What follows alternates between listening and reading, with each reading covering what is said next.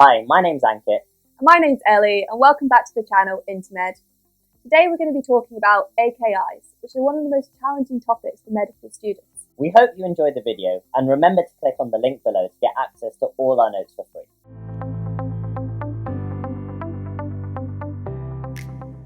In this video, we're going to cover the roles of the kidney, what an AKI is. Then we're going to cover how they arise and how we can treat an AKI. So let's get going with the roles of the kidney.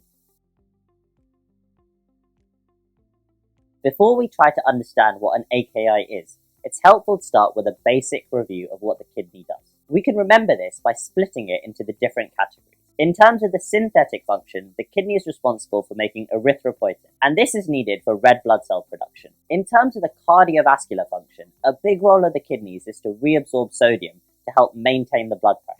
It also maintains fluid balance by controlling the reabsorption of water with ADH, and also leads in the production of urine. And it's also helpful to remember that the kidney has several metabolic functions, which you can't forget. It's responsible for the hydroxylation of vitamin D, which is needed to maintain calcium levels. It's needed to excrete toxic substances from the blood like urea. It helps maintain electrolyte balance and the pH of the blood. And crucially, it's needed for the reabsorption of key substances like glucose and amino acids. So now that we have this basic understanding of what the kidney does, it's much easier to work out the symptoms when the kidney doesn't function properly. Some of these functions are really important and time critical, so they're the ones that are going to be affected in an AKI, whereas others are going to take longer to develop. So let's understand what happens when these functions go wrong.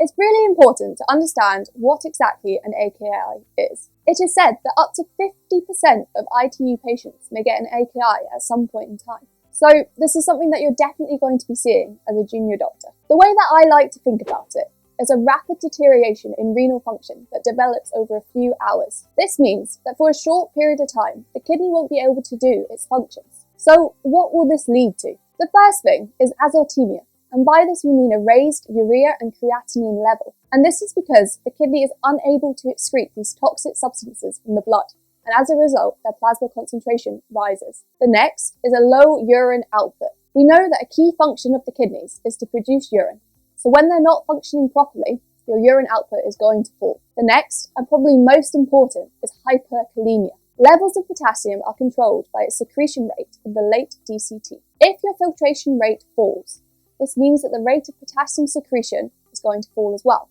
leading to a rise in its concentration in the body. As a result, this increases the excitability of nerves and muscles in the body, potentially resulting in arrhythmias and ventricular fibrillation. And lastly, you can also get a metabolic acidosis. The kidneys are net producers of bicarbonate, which is used to buffer acid in the body. So if this falls, then you are going to get a metabolic acidosis. It's worth noting that the hyperkalemia could also be worsening the metabolic acidosis. Whilst these are the general symptoms of an AKI, we need to understand the cause so we can begin a targeted treatment approach. When thinking about an AKI, we can categorize it according to a cause, and we classically divide this into three categories: pre-renal, renal, and post-renal causes. A pre-renal cause means that there's something decreasing blood flow to the kidneys, decreasing renal function. This could be due to hypovolemia if you're really dehydrated. It can also be due to conditions like renal artery stenosis, or sepsis, which leads to vasodilation all over the body. The key thing is that the decreased blood flow is going to decrease your filtration rate, meaning that you're unable to excrete substances like urea and creatinine. That's why they go up. However, it's really important to understand that the nephrons in the kidney are still able to work properly. So they're going to try and reabsorb as much sodium as they can to try and increase the blood pressure and increase perfusion to the kidneys. And that means they're still able to concentrate the urine. So let's contrast this with the second category, which is the renal causes. And this is to direct damage to the kidney tissue. This is due to stuff like acute tubular necrosis, which causes death of the convoluted tubule cells. So this is going to give the opposite picture, where the kidneys aren't able to reabsorb sodium, so you're not going to be able to concentrate the urine. And finally, we have post-renal causes, which is due to problems occurring after the kidney. This could be due to something like a renal stone, which occludes the ureter. Initially, this blockage is going to increase tubule pressure, which helps push urea back into the bloodstream, and so it's going to mimic a pre-renal cause. However, after a while, the pressure is going to damage tubule cells and they're going to die. This reduces their ability to reabsorb sodium and urea, so it's going to mimic a renal cause. To work out which category the AKI fits in, there's a number of tests that we can do. The first is the fractional excretion of sodium. This reflects the amount of sodium in the urine divided by the amount of sodium that's actually filtered by the kidney. So if it's less than 1%, this indicates a pre-renal cause. This is because the kidneys are actively trying to reabsorb the sodium to increase the blood pressure. If it's above 2 to 3%, this would suggest that it's a renal cause, as the kidney tubules have necrosed and they're unable to reabsorb the sodium. A high level can also be a post-renal cause.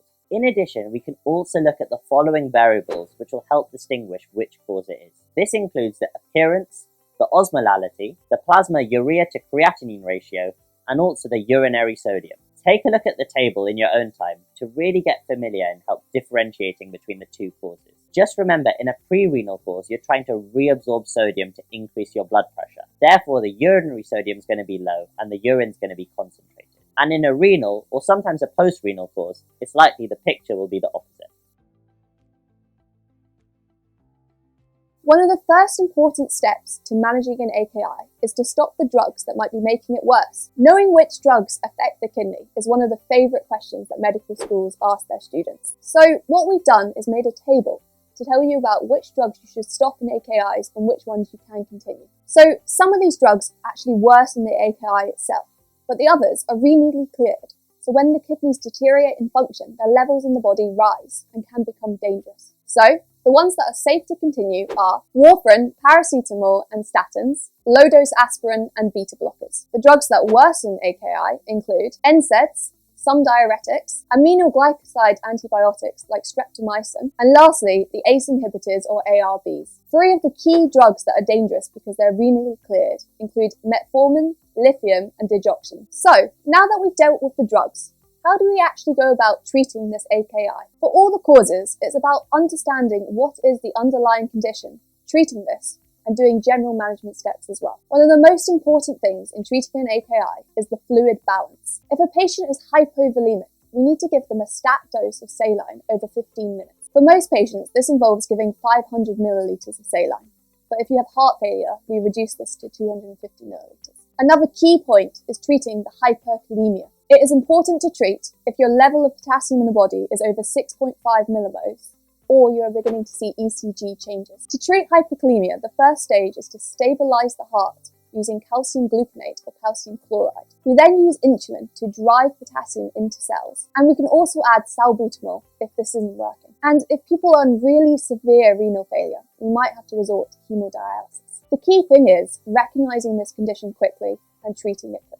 So we hope you found that useful, and remember to click the link below where you get access to all our clinical notes for free. If you like this video, please subscribe to the channel and stay tuned for another video in a couple of weeks' time.